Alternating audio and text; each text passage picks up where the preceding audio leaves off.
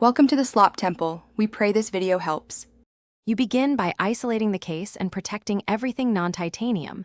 This prevents accidental damage.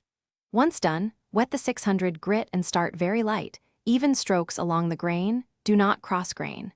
Make sure to check progress often under bright light and rinse metal. The goal is to level deep scratches, not to reshape edges. You'll feel resistance change as you remove oxidation and high spots, which signals when to move to finer grit. Once the deep marks are reduced, move to 1000 grit and continue along the same grain direction to blend the sanding pattern. You need steady pressure and short passes. Too much force creates new gouges. Make sure to transition to 2000 grit for fine smoothing. This removes the 1000 grit scratches and polishes the texture. Rinse and dry, then inspect at an angle under light.